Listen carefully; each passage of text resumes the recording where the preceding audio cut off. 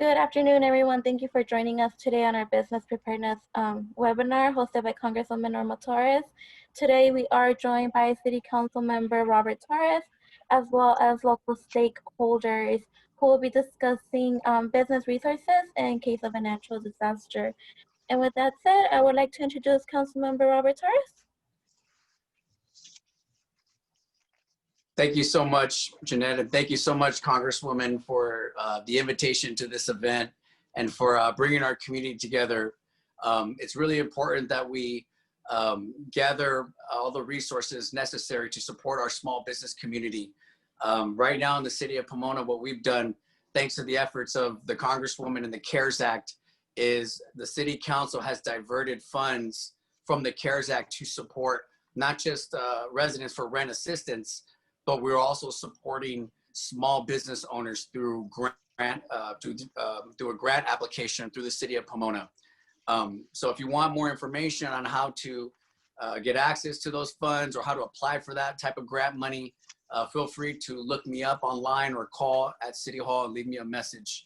But I do want to thank all the community partners, especially the firefighters and the Office of the California Insurance Commissioner, for hosting this event for our community. It's very important that we keep our businesses open and operating because not only do the residents rely on the government for services, but we're also relying on our small businesses during times of a pandemic to stay open and to provide us with basic needs. I do want to thank Cal Poly Pomona and the Los Angeles County firefighters. If I'm missing anybody, I apologize. But thanking the Congresswoman once again for having this event.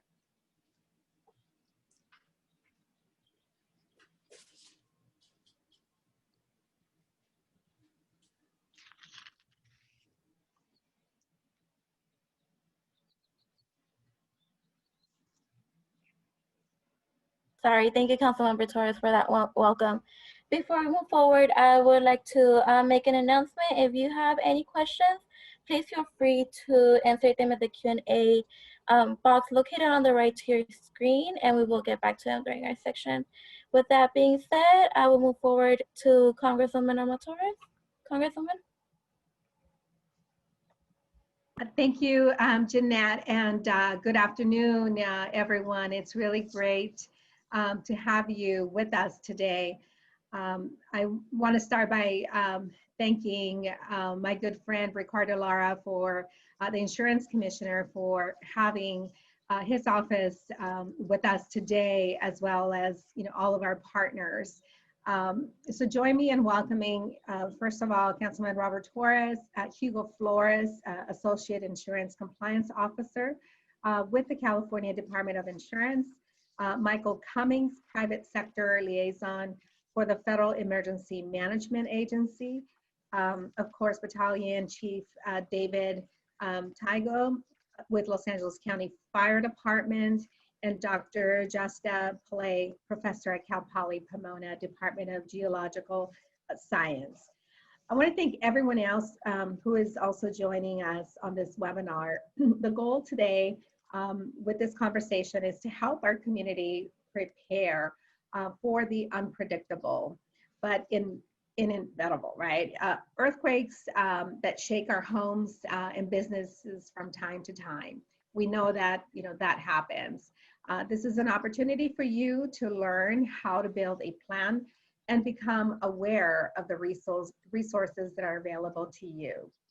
So let's take a moment to recognize that the Inland Empire residents and businesses are used to and pretty good at overcoming challenges like natural disasters.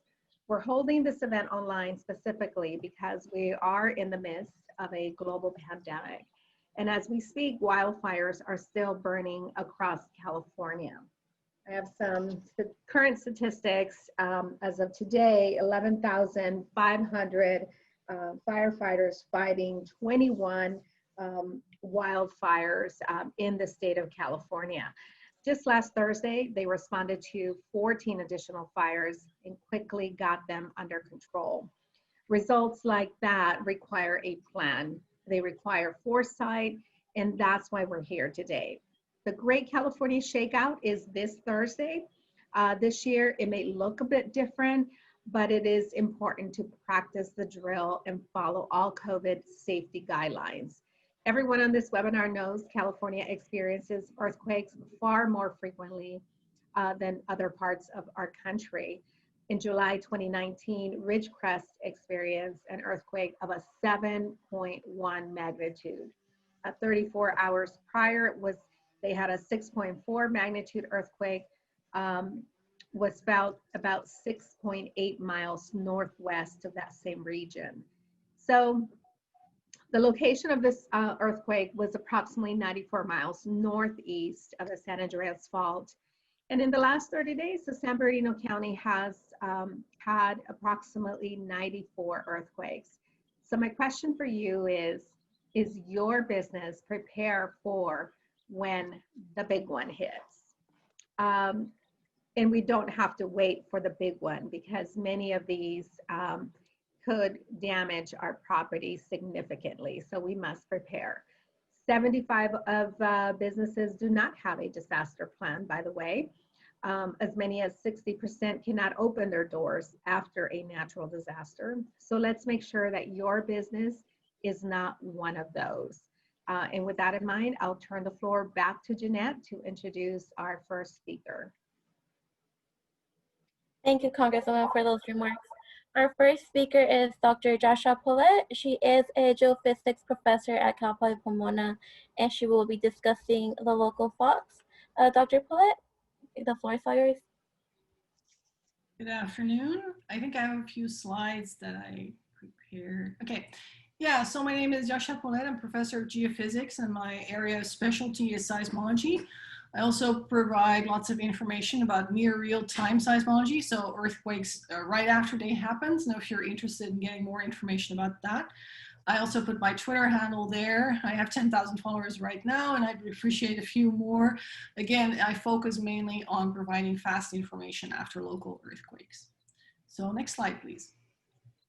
So in terms of earthquakes and faults, I think there's been a lot of focus on the San Andreas Fault for obvious reasons, but this is showing just how many faults we have in our local area and in California. So this is a three-dimensional picture of the faults that we know about. And of course, there are many faults that we actually do not know about.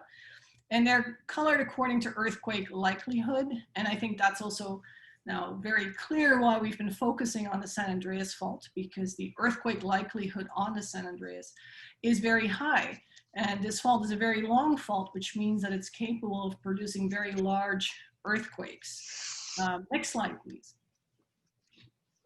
So there's actually some websites, and I've given the links here on the slides if you want to look them up yourself. They've provided very nice interfaces to various databases. So for example, this is a database of all the large faults and the earthquakes that they may produce in the near future. And so for example, you can go to this Google Earth interface and you can find the faults in your local area. They're colored again according to the likelihood or probability that they will produce a large earthquake, larger than 6.7 in the next 30 years. And again, the San Andreas shows up as red. You can click on it and you can actually look at the values here. And so there are some fairly high probabilities that during the next few decades, we'll see a magnitude 7.5, maybe even, it's a 16% chance on the San Andreas Fault. And of course, this earthquake would be devastating to a large section of our state, which means that assistance will be more difficult to provide since such a large area will be affected, not just our local region. So this is a serious hazard to consider. But next slide, please. Could I get the next slide?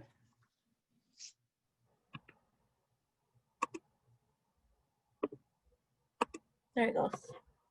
Yeah, so we can also zoom in a little bit more on our local area. Can you click again? Oh, and just the next slide on the, yeah. So you can actually see that there's also the San Jose fault, which is really close to Pomona.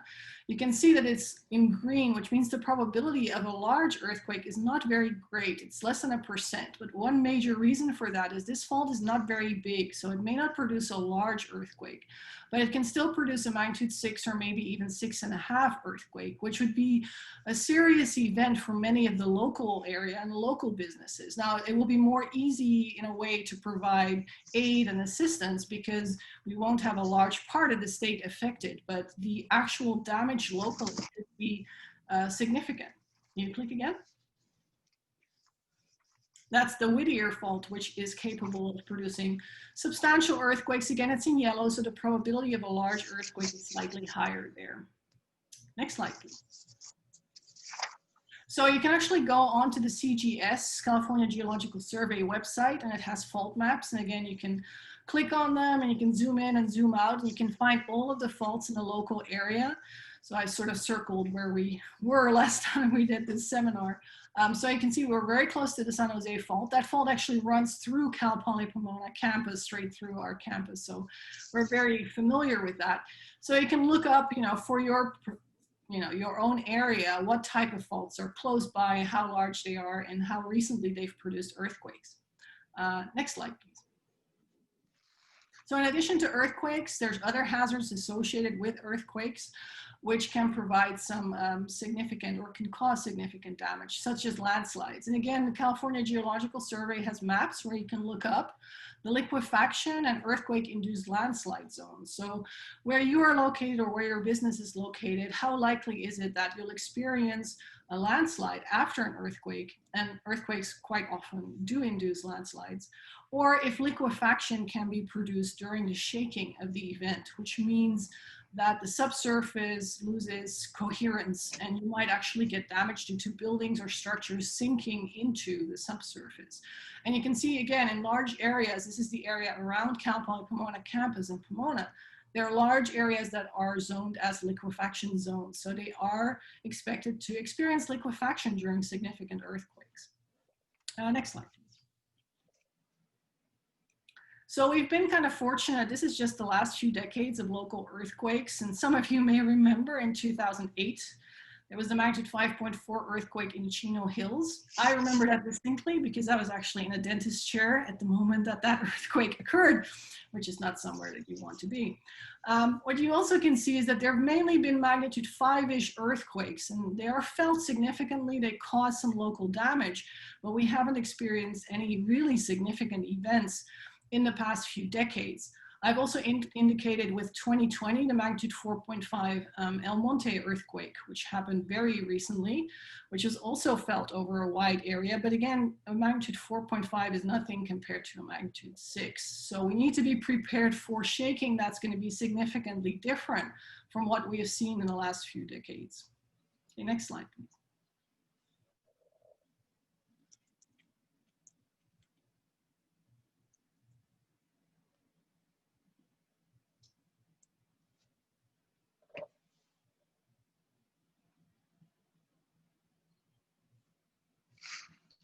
So the next slide is going to show you some of the things you can do to be informed and be prepared. So there's actually a website that's called there we go, the 7 Steps to Earthquake Safety. It's a very useful website. It shows you what you can do to be prepared and then to survive and to recover. Those are the several different steps, of course, in the process of earthquakes. And there's some very simple first steps to do, like securing your space and planning ahead of time. So these are not very difficult things to consider and think about and to actually implement. So this is a very useful website by the Earthquake Country Alliance to help you prepare, survive, and recover from earthquakes. I added one more slide, which I didn't have 3 years ago. So could you show the next slide? Because there have been some interesting developments. We now have several different earthquake early warning apps, which mean that you can actually sign up for these apps. And there's one that's called My Shake, which is available from the Earthquake Warning California service. And you can download this app and it will warn you. It's not going to predict earthquakes, but it will tell you that an earthquake has occurred very recently, like a few seconds ago, maybe even, and that seismic waves are on their way to you and might cause significant shaking.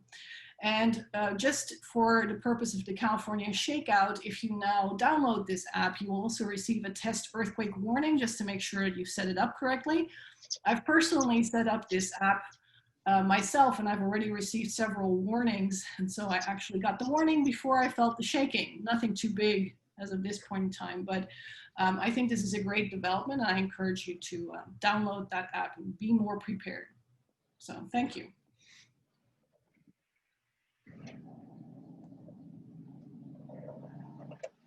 Can you repeat the name of that app again? I think that particular one is the MyShake app. There's actually 3 of them. There's a city one, there's a state one, and there's a USGS one. And all 3 of them, I would encourage you to actually download all 3. Sometimes you get 3 warnings, but it's better than none. But the MyShake one is the specific one that will send out a warning just to test things out during the shakeout.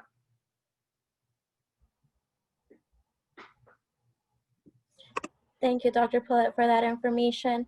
Our next speaker is Battalion Chief David Twigel from the LA County Fire Department, who will be explaining some of the safety recommendations that businesses should keep in mind. Chief Twigel? Yes, how you doing? You hear me? Yes, we can hear you. Okay, perfect. So I'll just give a little background as in with the fire department. Once that earthquake is felt, it goes to Cube in our main dispatch center, notifies all the fire departments. We then do a jurisdictional survey around the fire station, and then from then each engine company will go and drive the jurisdiction to look at the essential facilities, look at the transportation arteries, look at the intensity, the rating scale of what's going on in the jurisdiction, and any other significant information. And mind you, if there is an emergency, then they would stop and they would handle that. If it be life or property or fire, they would get that information back to my command post. And then for there, we will kind of, in this battalion, so in Pomona, I would basically triage all the information sent to me to have the engine companies in their jurisdictional, and they'll have to make that decision of what's most important, knowing that the priorities will be life, environment, property, and to assist the other agencies.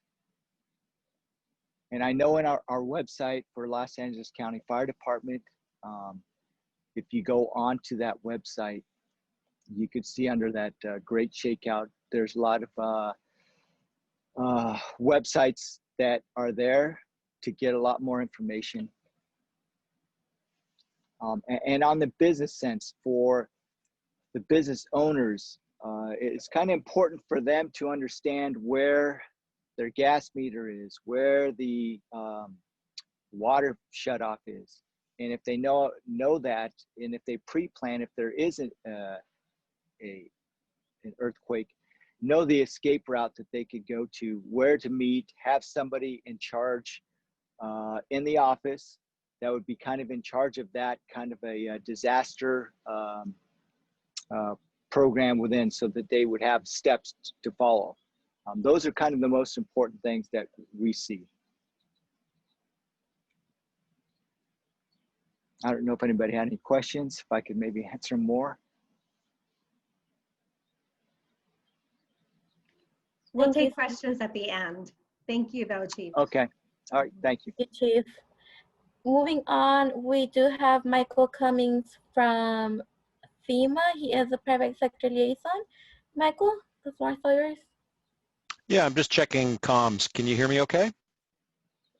Yes, we can hear you. Okay, I'm getting lots of nods and heads. So first of all, thank you for the opportunity to present to at this event. Representative Torres and your staff have done a great job in putting this together. And I wanted to just start by saying this has been one heck of a year for everybody. I think that FEMA has not in 2020 that somebody hasn't been deployed in one section of the country. So these the business representatives here to really take to heart the panelists' recommendations, some great information earlier, and along with the fire department's expertise. So I want to make this fairly quick. If you could go on to the next slide, please. So our focus, as mentioned earlier, was preparedness. First of all, preparedness. And I'm not going to read all of the slides, but basically in summary, for businesses that are attending this event, you may or may not know the importance of any of the preparedness effort. Folks at FEMA have provided and put together a significant amount of reference materials, which I'll go into later in the slide. But bottom line is, it protects your level of preparedness will protect your employees, visitors, contractors, along with minimizing interruptions or disruptions to business operations. Protect your physical physical facilities as well as electronic information, environmental contamination. Time overlooked is the brand image and reputation of either the product or services that you provide. Next slide, please.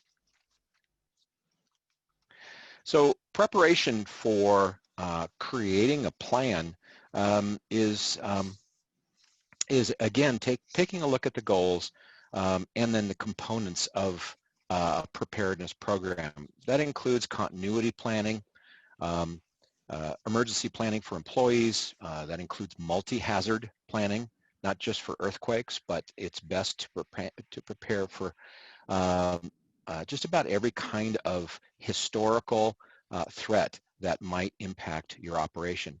That also includes evacuation plans, shelter in place in the case of active shooters, fire safety plan, and prepare for medical emergencies within your organization.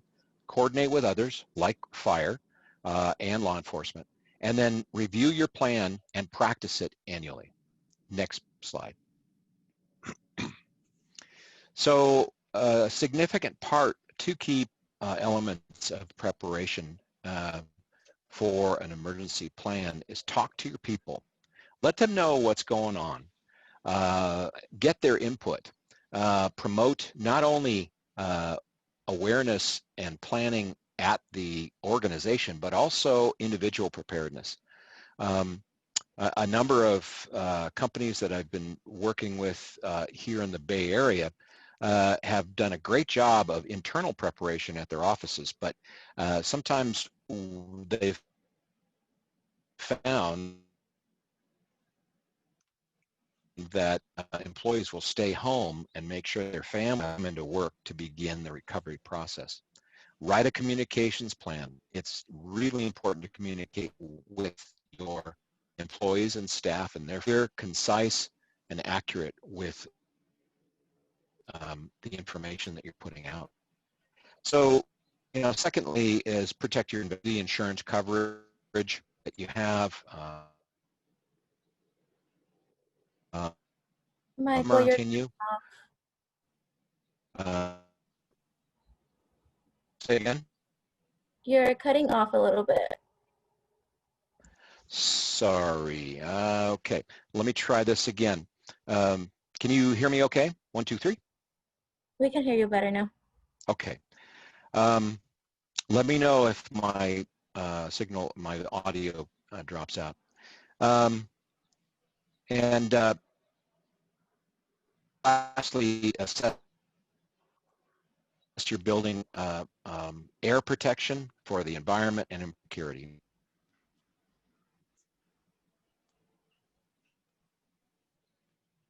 We lost you, Michael. Jeanette, maybe we could go to the next person, our next speaker, until Michael can fix his telephone. The connection is pretty bad, Michael. So Jeanette, let's move to the next speaker, please. Yes, our next speaker is Janelle Maffei. She is the Chief Mitigation Officer for the California Earthquake Authority. And Janelle, the floor is all yours. Thank you, Jeanette. Appreciate that.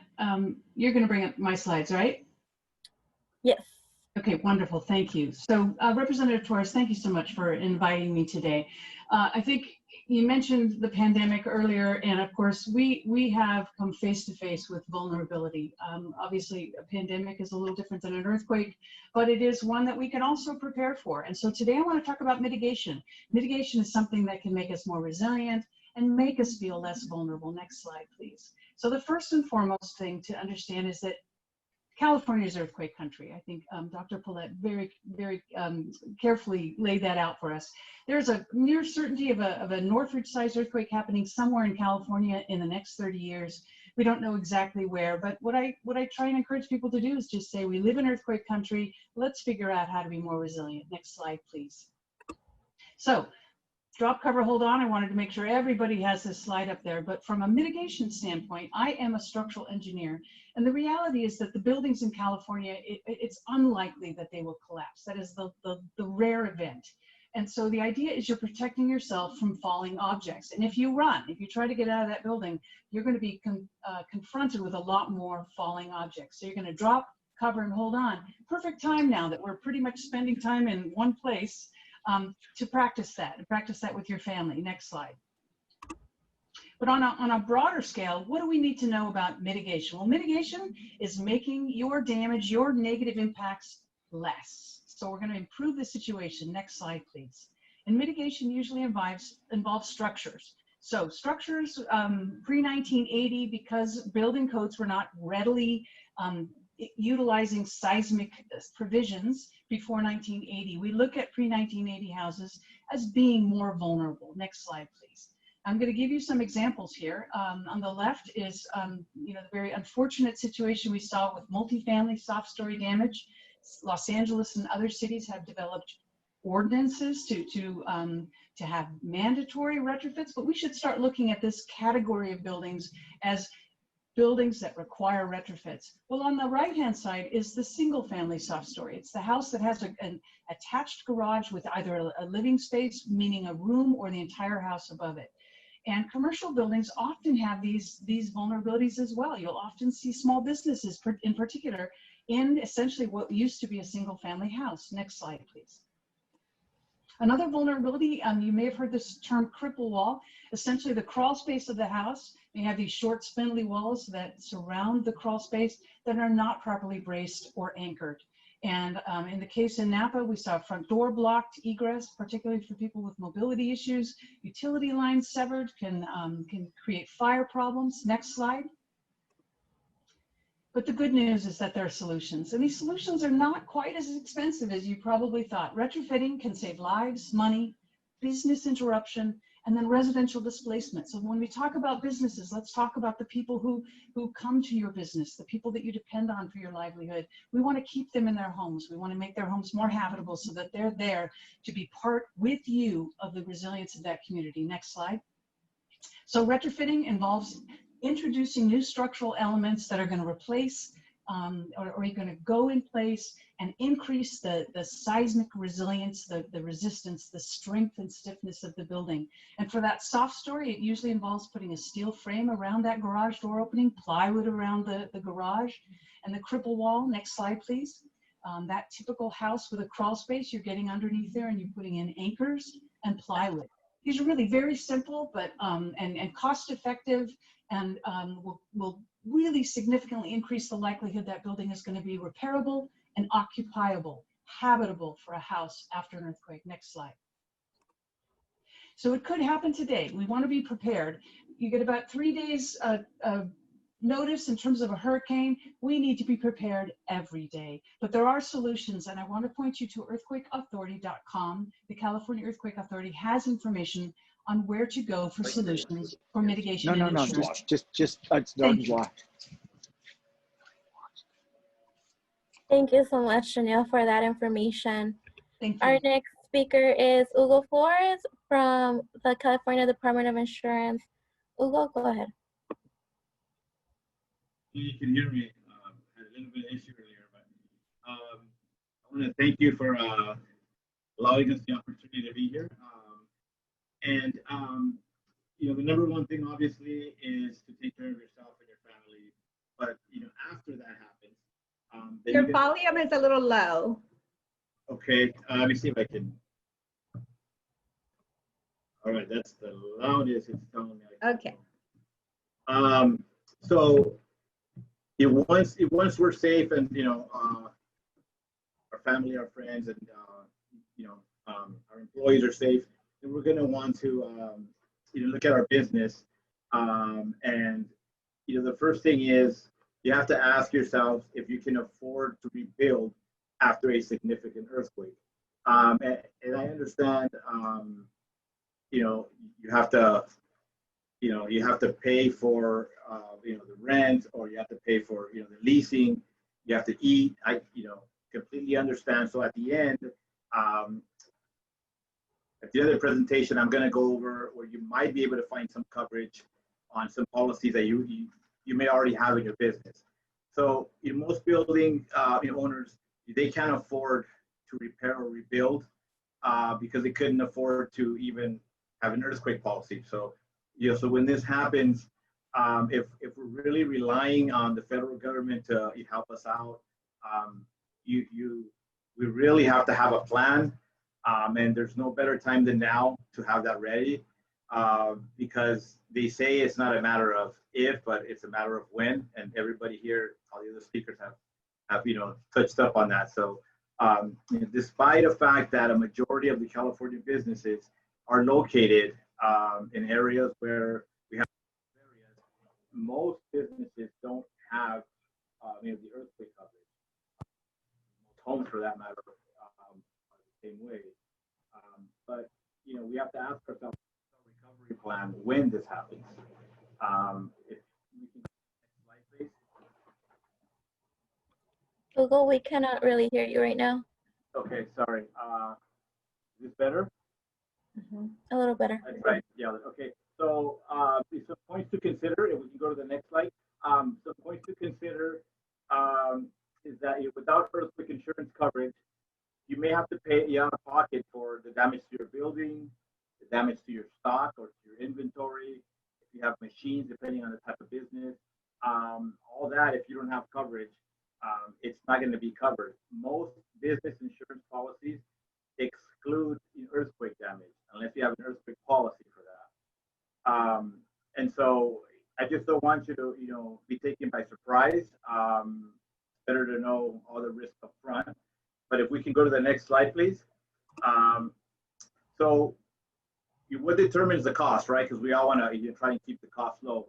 And really, with insurance, what we're paying is you're paying for you know the risk that the insurance company is going to have to pay out on a claim on. So the more risk factors that you have, the higher that premium is going to be. And unfortunately, in California, it's really expensive compared to the rest of the country. But your commercial earthquake insurance premium, you know, several factors are going to come into play, and it's going to be the building's age, what type of materials it's constructed of, the replacement costs, the distance to a fault, the type of foundation that you have, and there's other area that are specific, soil, that type of stuff, that's going to determine the cost. If we to the next slide, please. And so if you want to lower the premium, you can go higher on the deductible. Just keep in mind that a deductible, that part of the deductible is what your insurance company is not going to cover. So let's say you have $100,000 of coverage and you have a $10,000 deductible, then if it's a total loss, then the insurance will cover $90,000. So you wouldn't have to pay the $10,000 in that scenario. You just wouldn't get paid that by the insurance company. So that used to be a myth. People used to think, oh, I have to pay out of pocket. I'm not going to have money, so why get insurance? You don't have to pay out of pocket. It's just your coverage doesn't come into play until after that amount. So that is important. But okay, so what does it generally cover? The damage to your building due to seismic activity, your property, your machinery, your inventory, depending on the policy and the endorsements, your lost business income, which is important as a result of an earthquake. And just to keep in mind, to qualify for earthquake insurance, sometimes depending on your business, you may have to undergo some repairs or maybe some upgrades so that they can go ahead and write the policy for you. But it's basically stuff that we should be doing anyway. Bolting stuff down, making sure that the appliances or the machines that they're safe, they're secure. So that if you don't have that on certain income, certain instances, they will make you do that before they're able to offer you that policy. So we can go to the next slide, please. And okay, so you may purchase your commercial earthquake insurance. The best way is to contact your agent or broker of the existing business policy you have now, and see if they can do it, like through an endorsement. You can also go through a company that's a standalone, or in certain circumstances, you can go to the surplus line if there's no admitted carrier there, or if there's no other avenue for you to find, then you can go to that as well. But the best thing is you talk to your agent or broker. They're the best person to help you. And if you have questions about anything about your policy, you can always contact our department Monday through Friday from 8 to 5. We have live people that are there to answer the phone, and you can speak to an actual person, and we can answer your question for you. And unlike home, your residence, your property insurance, they're supposed to offer it to you as far as the earthquake every 2 years. But for business, you're not going to have that. So you would need to contact your agent or broker, or you would need to start that. However, once an earthquake hits, and we know there's going to be other ones, typically the insurance companies will stop selling because they want to see what they have. They want to make sure that they're going to be stable, that they're going to be able to pay claims before they take new policies. So they will set up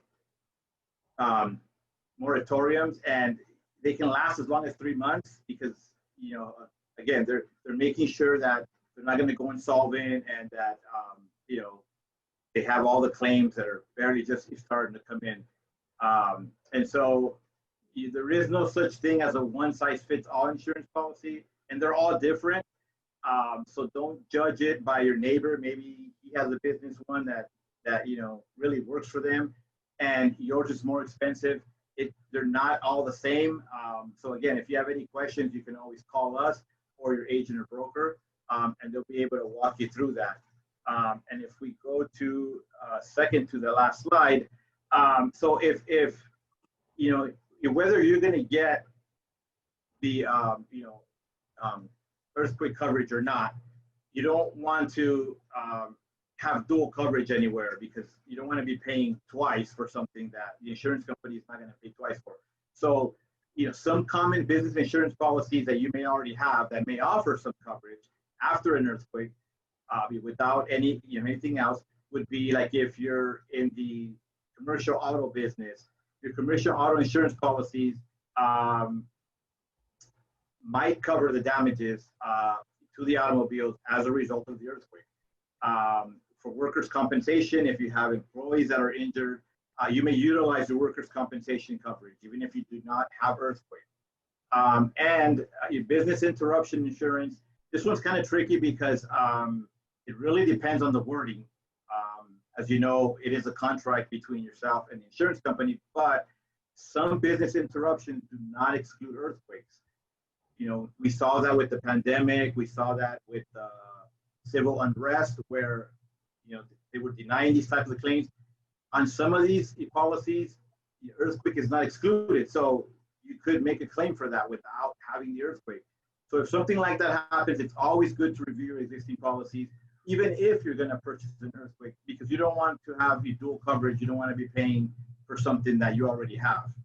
And again, not all policies are the same, and it's really important to be able to, you know, get the policy. And when you get it, don't just fold it and put it away like most of us do, and then we don't see it until we have a claim. That's not the time to try and find out what we have, what's covered, and what's excluded. So you read it. If you have questions, ask your broker, ask your agent, or call us. The last slide is actually our information.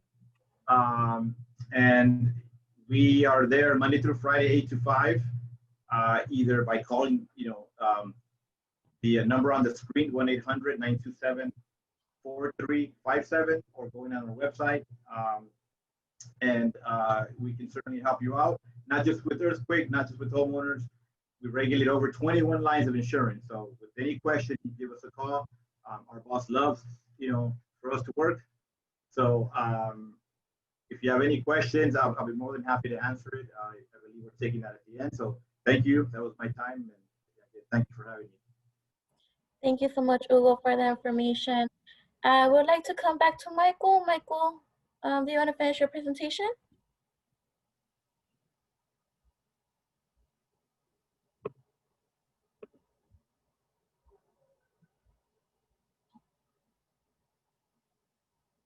I'm not sure if his connectivity is still not working. So we will move forward then to the question and answers. Just a reminder, if you have any questions, you can submit them in the Q&A box on your screen. We do have a few questions that were submitted. One of the questions is, are there any resources available for a business to perform a risk assessment? Yes. Flash, the federal, I'm going to forget what the name of it is, FLASH, has a business toolkit that can help businesses with step-by-step assessment of their earthquake risk and make recommendations for what they can do with it. So what I would do is use your search engine and type in Flash Business Earthquake Toolkit, and they've got some great information. Thank you so much, Danielle, for that information. Another question we have is, how can residents better support the business community through a natural disaster? I think this is Congresswoman Torres, and I'll take that. How residents can help our business community, and I think that we can do that by preparing ourselves for an emergency. Preparing for an earthquake is not, their problem or their problem or their problem. It's all of our problem. We want to make sure that our homes are safe places, and that we are able to survive for, I think the recommended time is at least 3 days in case of an emergency. So that means enough water, that means enough food. Make sure that when you go out and buy food, that you don't invest in kits that come already prepared. So if there's an emergency and you have to open up a can, you're not looking at it and thinking, what the heck did I pay 20 bucks for? I'm not gonna eat this. It's not something that I would eat. For example, in my pantry, I try to go through my food. I buy my emergency supplies with things that I will eat. So I have tuna, I have peanut butter, I have noodles. Of course, if you're not able to use your stove, make sure that you have a barbecue pit available so that you can make simple meals. But you should obviously have the basics at home. Thank you, Congresswoman, for that. Councilmember Torres, would you like to add anything else to that question? Yes, just very briefly. One thing I want to encourage residents to do is to shop locally and shop at your small businesses.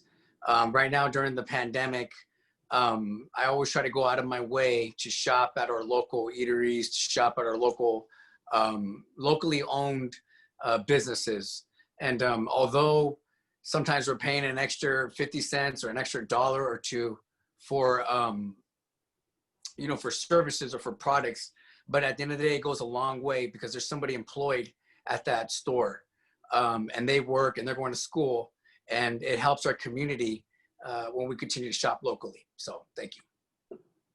Thank you so much, Councilmember Torres, for that. Our next question is for LA County Fire. If the streets are really damaged, how do first responders get around in case of an earthquake?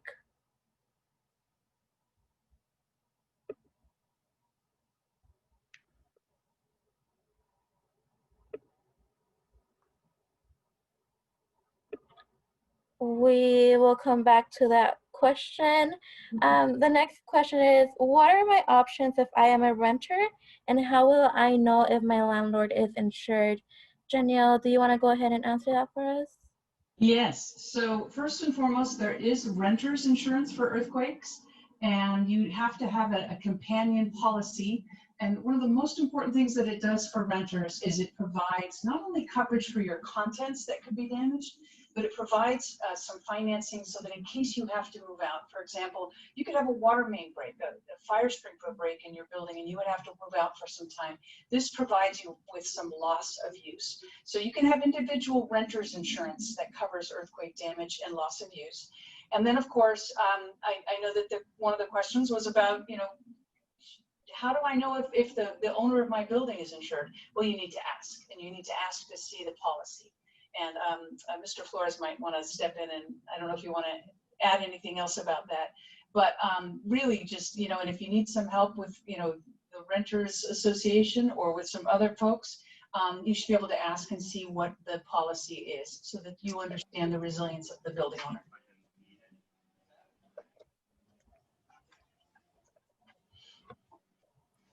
Yeah, Thank no, you so much. I think you covered it. But yeah, one thing I did want to add also is, if you know, for homeowners, if you know, even if you don't have an earthquake policy. Hugo, it's really difficult to hear you. Okay, yeah, it's my mic, I think. Sorry about that. It's all right. Yeah, that's the loudest I go. I'm sorry about that. That's fine. So one of the things I know that, you know, folks wonder is, you know, in preparation in advance, one of the slide presentations talked about getting prepared, that you may have to make some building improvements prior to being able to get a policy. Where can folks find information for potential grant activities? Is that something? I know that we lost our FEMA representative, but Hugo, does the website, your website, have any of that information as to grants that may be available for folks? I'm sorry, you grants that are available for who?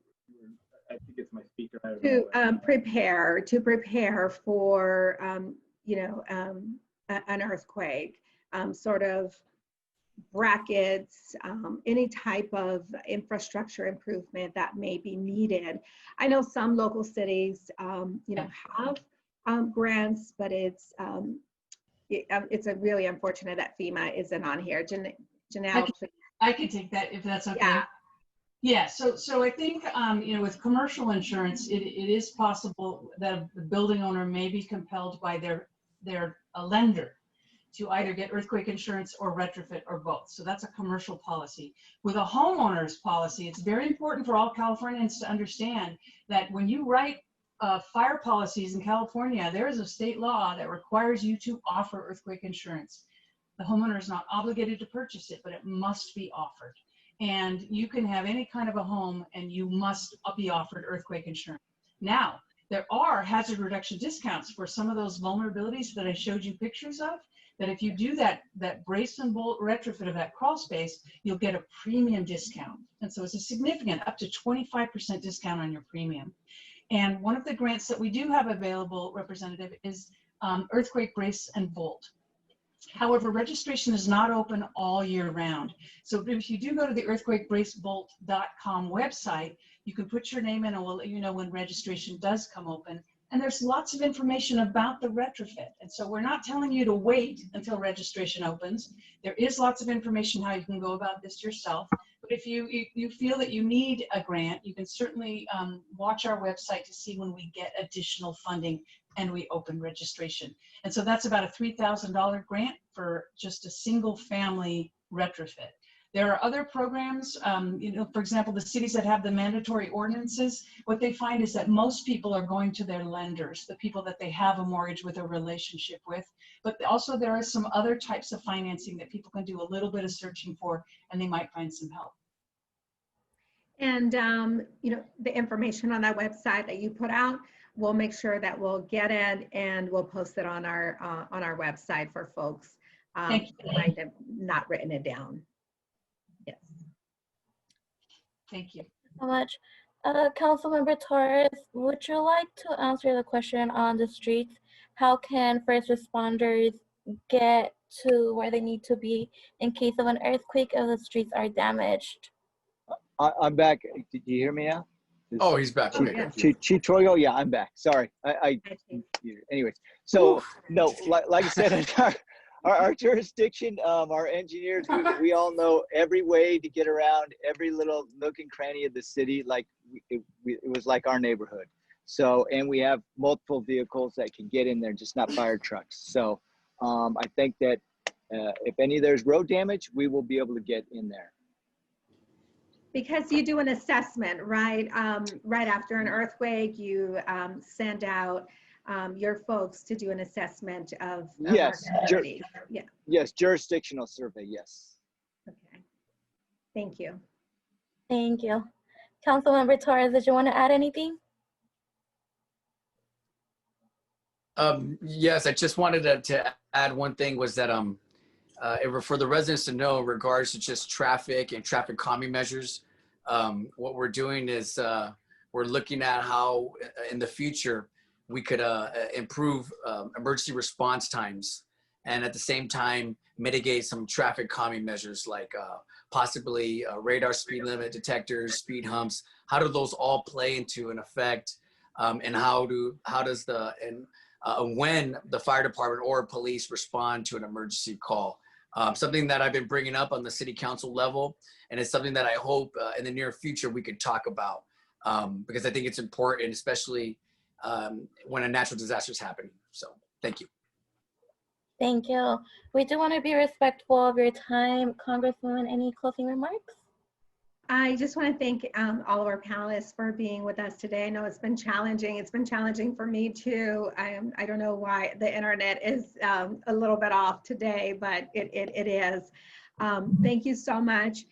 From my perspective, I've been through so many earthquakes. I remember one, I think it was 1986. I was on the 60 freeway on the near the 710 overpass, and when that earthquake hit, it was pretty scary because you don't know at that moment what is happening around you. So preparation is always the first step. I'm also a fire survivor. I lost my home to a fire in 2005. It is one of the worst things that you can go through, personally, financially, all the way around. So the better prepared you are for an emergency, the more you talk about, what the plan entails with your children, the better off that they will be.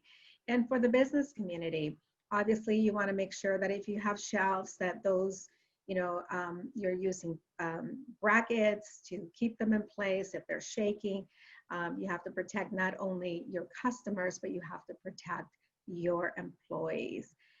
We hope that this was informative for you. We'll get some of the resources on our website. Go to torres.house.gov and you can, review this video at a later time. Thank you again, everyone, for joining us today. Appreciate you. Thank you, everyone. Bye.